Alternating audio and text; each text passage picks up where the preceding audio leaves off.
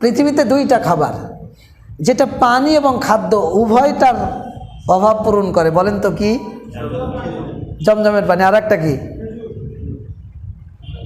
বলতে পারবেন? আর একটা হলো দুধ। আর একটা কি মনে থাকবে? এবং রাসূলুল্লাহ সাল্লাল্লাহু আলাইহি সাল্লামের প্রিয় খাবারের মধ্যে একটা হলো দুধ। আল্লাহ রাসূল নিয়মিত দুধ খেতেন, ঘুমানোর আগে দুধ খেতেন। আল্লাহ রাসূল দুধ পছন্দ করতেন। আল্লাহ রাসূল দুধ খেয়ে একটা দোয়া শিখিয়েছেন, আল্লাহুম্মা বারিক লানা ফিহি ওয়াজিদনা মিনহু। দুধ যদি পছন্দ না করে থাকেন আজকে থেকে করবেন। এবং দুধের কিছু ঘটনাও আছে জানেন। আল্লাহ রাসূল নিয়মিত দুধ খেতেন এবং নির্দিষ্ট জায়গায় আল্লাহ রাসূলের জন্য দুধটা রাখা হতো। তিনি এসে ঘুমানোর আগে দুধটা খেয়ে ঘুমাতেন। তো একদিন এক আনসারি বাড়িতে দাওয়াত, আল্লাহ রাসূল দাওয়াত খেতে গেলেন। তো আল্লাহ রাসূল সাল্লাল্লাহু আলাইহি সাল্লামের জন্য দুধটা রাখা হয়েছে অল্প পরিমাণ। মিকদাদ ইবনে আসওয়াদ নাম শুনেছেন? বিখ্যাত সাহাবী, যে সাহাবী বদরের যুদ্ধে আল্লাহ রাসূলকে অভয় বাণী দিয়েছিলেন যে আমরা মুসার অনুসারীর মতো না, যে ফাকাতিল আপনি আপনার রব দুইজন মিলে যুদ্ধ করেন। মিকদাদ জবাব দিয়েছিল যে আমরা আছি। সেই মিকদাদ ইবনে আসওয়াদ শুয়ে আছেন, আল্লাহ রাসূলের জন্য দুধ রাখা আছে। তো শয়তান এসে ওয়াসওয়াসা দিচ্ছে যে মিকদাদ, আল্লাহ রাসূল তো দাওয়াত খেতে গেছে, অতটুকু দুধ লাগবে না, খেয়ে নে, তার অতটুকু প্রয়োজন হবে না, খেয়ে নে। তো বারবার যখন ওয়াসওয়াসা দিয়েছে মিকদাদ খেয়ে ফেলেছে। আর খাওয়ার পরে শয়তান এখন বলতেছে, মিকদাদ তুই রাসূলের দুধ খেয়ে নিলি, তোর ধ্বংস। আল্লাহ রাসূল যদি এসে দুধটা না পায় তাহলে তোর জন্য বদদোয়া করবে। তো মিকদাদ অস্থির হয়ে গেছে। আহলে সুফফার সবাই ঘুম, মিকদাদ আর ঘুমায় না, লিপের মধ্যে বা চাদরের মুড়ি দিয়ে অস্থির যে আল্লাহ রাসূল এসে কি করে, এই দৃশ্যটা এসে দেখবে। রাসূলুল্লাহ সাল্লাল্লাহু আলাইহি সাল্লাম এসে যখন দুধটা পেলেন না, তখন আসমানের দিকে তাকিয়ে দোয়া করছেন, আল্লাহুম্মা আতইম মান আতআমানি ওয়াসকি মান সাকানি। আল্লাহ, যে আমাকে খাদ্য দান করে তুমি তাকে খাওয়াও, আর যে পান করে তুমি তাকে পান করাও। তো মিকদাদ যখন দেখছে আল্লাহ রাসূল দোয়া পড়তেছেন আসমানের দিকে মুখ করে, তো আরও অস্থির হয়ে গেছে। তো আল্লাহ রাসূল আমার জন্য বদদোয়া করতেছেন। তো সিদ্ধান্ত নিয়েছে, উঠে গেছে বিছানা থেকে, যে একটা অস্ত্র নিয়েছে যে ছাগল একটা জবাই করবে, আল্লাহ রাসূলের জন্য খাবারের ব্যবস্থা করবে। দেখেন এই দোয়া যে পড়তে হয়, কিছু খেলে কেউ খাওয়ালে যে এই দোয়া পড়তে হয়, কারো বাড়িতে যদি খান তাহলে এই দোয়া পড়বেন, কেউ যদি দাওয়াত খাওয়ায় তাহলে এই দোয়া পড়বেন। বললেন আল্লাহুম্মা আতিম মান আতামানি ওয়াসকি মান সাকানি। এই দোয়া বললে হলো টাটকা বরকত, হ্যাঁ না, একবারে নাজিল হয়। তো মিকদাদ রাদিয়াল্লাহু আনহু ছাগল জবাই করার জন্য সিদ্ধান্ত নিয়েছেন। একটা বড় ছড়া নিয়ে বের হয়ে গেছেন, গিয়ে দেখছেন যে একদম ছাগলের ওলান ভর্তি দুধ, সুবহানাল্লাহ। তখন একটা পেয়ালা নিয়ে তিনি দুধটা দহন করে রাসূলুল্লাহ সাল্লাল্লাহু আলাইহি সাল্লামের জন্য পেশ করলেন। আল্লাহ রাসূল তৃপ্তি সহকারে খেলেন, মিকদাদ রাদিয়াল্লাহু আনহু তিনিও তৃপ্তি সহকারে খেলেন। তা আল্লাহ রাসূল কি দোয়া বললেন? আল্লাহুম্মা আতিম মান আতআমানি ওয়াসকি মান সাকানি। মুখস্থ করবেন ইনশাআল্লাহ। তো এই দোয়া পরে তিনি চলে গেলেন। তো রিজিকের ব্যবস্থা করলেন কে? আল্লাহ। মক্কা এমন একটা জায়গা, পৃথিবীর এমন কোনো ফল নেই যে মক্কাতে আপনি পাবেন না, সুবহানাল্লাহ। পৃথিবীর এমন কোনো ফল নেই, বাংলাদেশের কোন ফল আপনি নেবেন আপনি মক্কাতে পাবেন, হারামের আশেপাশে পাবেন। ক্লক টাওয়ারে বড় একটা মার্কেট, শপিং মল আছে, এমন কোনো ফল নেই। যে আমাদের দেশের আছে না, আমরা কাঁঠাল জাতীয় ফল, এই কাঁঠালগুলো পিস পিস তুলে র্যাপিং করে সাজানো। আমি অবাক হয়ে গেলাম যে সুবহানাল্লাহ, চিন্তা করা যায়। ওয়ারযুকহুম মিনাস সামারাত, দোয়া করেছেন কে?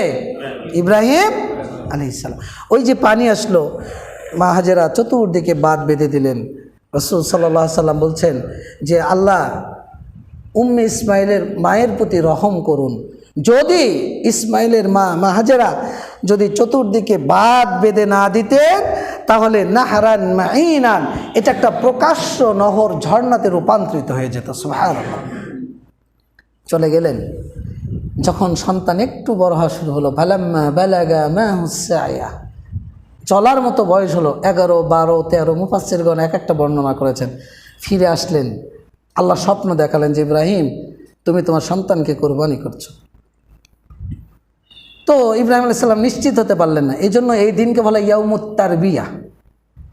ইয়াউমুত তারবিয়া, সন্দেহের দিন। পরের দিন আবার দেখালেন, ইয়াউমুল আরাফা, নিশ্চিত হলেন এটা কার পক্ষ থেকে? আল্লাহর পক্ষ থেকে। আল্লাহ তাকে আদেশ করছেন যে তুমি তাকে, জি, ইব্রাহিম আলাইহিস সালাম যখন লিখে আসলেন আর যখন 10-12 বছর পর্যন্ত ইব্রাহিম আলাইহিস সালাম তখন কোথায় থাকলেন? মক্কায় তো ওনাদেরকে রেখে আসলেন। ইব্রাহিম আলাইহিস সালাম রেখে আসলেন কোথায়? এখন এটা জানা আছে আপনার, ফিলিস্তিনে প্রত্যাবর্তন করছিলেন। কেন বলতেছে যে আবার 10-12 বছর বয়সে আবার উনি গেলেন, আবার স্বপ্ন দেখলেন, তখন করলেন, এই যে না, যখন ফিরে আসলেন উনি ওনার মতো চলে গেলেন। এরপরে যখন ফিরে আসলেন আর বাচ্চার বয়সটা যখন 12, 13, 14 বা 11 চলার মতো বয়স হলো, মাঝখানের গ্যাপটা উনি ফিলিস্তিনে অবস্থান করতেন, শামে। তো আল্লাহ রাব্বুল আলামিন তাকে কি করলেন? আদেশ করলেন, তুমি তোমার সন্তানকে কোরবানি করো। আল্লাহকে কি বলেছিলেন যে আমি কেন করব? কলবিন সালিম, আসলাম তো, কি আসলাম তো। সন্তানকে ডেকে বলছেন, ইয়া বুনাইয়া ইন্নী আরা ফিল মানাম আন্নী আযবাহুকা ফানজুর মাযা তারা। বৎস, আমি স্বপ্ন দেখলাম যে আমি তোমাকে কোরবানি করছি, তোমার মতামত কি? যেমন মা তেমন পিতা তেমন সন্তান। ইয়া আবাতি ফাআল মা তুমার সাতাজিদুনি ইনশাআল্লাহু মিনাস সাবিরিন। সন্তান বলছে, হে পিতা, আল্লাহর পক্ষ থেকে আপনি যে আদিষ্ট হয়েছেন আপনি সেটাই করুন, ইনশাআল্লাহ আপনি আমাকে ধৈর্যশীলদের অন্তর্ভুক্ত পেয়ে যাবেন। ফালাম্মা আসলামা, সন্তান জেনে গেলেন আল্লাহ আদেশ করেছেন কুরবানি করার জন্য, আর বাপ তো আগেই জেনে গেলেন যে আমাকে আল্লাহ আদেশ করেছেন। ফালাম্মা আসলামা, দুইজনে আত্মসমর্পণ করলেন, বিকলবিন সালিম। আদেশ করেছেন কে? সন্তান শুয়ে গেছেন জবেকৃত হওয়ার জন্য, আর বাপ অস্ত্র নিয়ে রেডি হয়েছেন সন্তানকে জবে করার জন্য। ফালাম্মা আসলামা ওয়াতাল্লাহু লিল জাবিন ওয়ানাদাইনাহু আইয়া ইব্রাহিম কদ সাদ্দাকতার রুইয়া। আল্লাহ আসমান থেকে ডেকে বলছেন, ইব্রাহিম, তুমি তোমার স্বপ্নকে সত্যে রূপান্তরিত করেছো। ইন্না কাযালিকা নাজজিল মুহসিনিন, আমরা মুহসিনদেরকে এইভাবেই পুরস্কৃত করে থাকি। ওয়া তারাকনা আলাইহি ফিল আখিরিন ওয়া ফাদাইনা বিযিবহিন আযীম। আল্লাহ রাব্বুল আলামিন ইসমাইলের পরিবর্তে একটা দুম্বা ফিদিয়া দিয়ে দিলেন, হাদিয়া দিয়ে দিলেন, পরিবর্তন করে দিলেন।